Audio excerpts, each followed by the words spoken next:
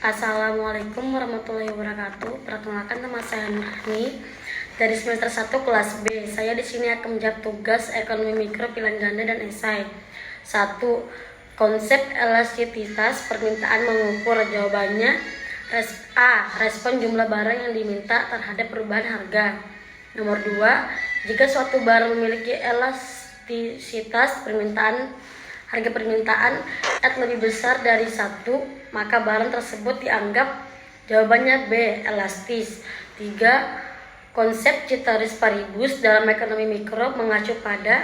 Jawabannya C. Analisis dengan mengasumsi bahwa semua faktor selain variabel yang sedang dianalisis tetap konstan. Nomor 4. Pada dasar persaingan sempurna, keuntungan normal dicapai ketika. Jawabannya B. Penerimaan total sama dengan biaya total. Nomor 5. Kurva penawaran akan bergeser ke kanan jika. Jawabannya B. Teknologi produksi membaik. Nomor 6. Dalam teori perilaku konsumen, jika suatu barang merupakan barang inferior, maka jawabannya B. Permintaan akan berkurang seiring dengan peningkatan pendapatan konsumen. Nomor 7. Apa yang dimaksud dengan biaya marginal atau marginal cost? Jawabannya A. Biaya total yang dikeluarkan untuk memproduksi suatu unit tambahan barang. Nomor 8. Dalam pasar monopoli, harga biasanya lebih tinggi dan kuantitas barang yang dijual lebih rendah dibandingkan dengan pasar. Jawabannya A. Persaingan sempurna. Nomor 9. Kondisi pasar di mana terdapat banyak penjual tetapi produk yang dijual tidak identik disebut sebagai pasar. Jawabannya D. Persaingan monopolistik. Nomor 10. Konsumen akan memilih untuk membeli barang ketika. Jawabannya B. Marginal barang lebih besar daripada biaya marginal. Bagian B. Soal esai. Nomor 1. Jelaskan konsep elastisitas permintaan dan perbedaannya antara elastis dan inelastis. Jawabannya, konsep elastisitas permintaan mengukur respon jumlah barang yang diminta terhadap perubahan harga. Jika elastisitas harga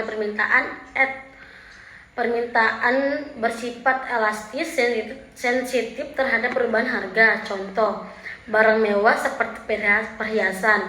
Jika 1 permintaan bersifat inelastis, tidak sensitif terhadap perubahan harga. Contoh, kebutuhan pokok seperti beras atau bahan bakar. Nomor 2. Biaya total tetap dan biaya variabel. Jawabannya, biaya total jumlah dari semua biaya produk, biaya tetap dan biaya variabel. Contoh, biaya sewa pabrik dan biaya bahan baku. Biaya tetap tidak berubah meskipun produksi meningkat. Contoh, sewa gedung pabrik per bulan 5 juta, seharga 5 juta. Biaya variabel berubah sesuai jumlah produksi. Contoh, biaya bahan baku, jika 1 unit butuh 20.000, maka untuk 100 unit sama dengan harga 2 juta.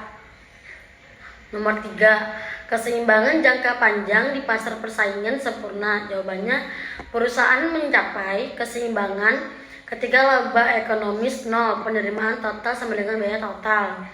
Proses jika laba ekonomis positif. Perusahaan baru masuk pasar, penawaran meningkat, harga turun, laba menyusut. Akhirnya laba normal sama dengan 0 tercapai dan perusahaan hanya tutup biaya totalnya. Nomor 4. Perbedaan pasar monopoli dan persaingan monopolistik.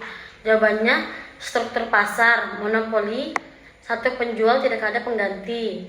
Persaingan monopolistik, banyak penjual dengan produk berbeda tapi serupa. Harga monopoli, harga lebih tinggi karena tidak ada pesaing. Persaingan monopolistik, harga lebih kompetitif tapi ada pengaruh diferensiasi produk. Contoh, monopoli perusahaan listrik negara. Persaingan monopolistik restoran cepat saji seperti McDonald, Burger King. Nomor 5. Pentingnya konsep ceteris paribus dalam analisis ekonomi. Ceteris paribus memastikan analisis fokus pada satu variabel saja, dengan asumsi variabel lain tetap konstan. Contoh, Jika harga barang turun, permintaan naik, ceteris paribus, pendapatan konsumen dan harga barang lain tetap. Nomor 6. Hukum permintaan dan faktor-faktor yang mengaruhi permintaan. Hukum permintaan, jika harga turun, jumlah permintaan meningkat. Ceteris paribus, faktor-faktor pendapatan. Pendapatan naik, pendapatan barang normal naik. Harga barang lain, barang substitusi naik, permintaan naik. Preferensi, tren dan selera memengaruhi permintaan. Nomor 7. Dampak peningkatan biaya produksi terhadap kurva penawaran. Jawabannya, jika biaya produksi meningkat, biaya marginal naik, kurva penawaran bergeser ke kiri. Proses perusahaan membutuhkan harga jual lebih tinggi untuk menutupi biaya dampak. Harga pasar naik, jumlah barang yang ditawarkan turun. Jawaban esai dapat diperluas dengan grafik atau contoh numerik untuk menambah penjelasan. Dari saya, baik, terima kasih.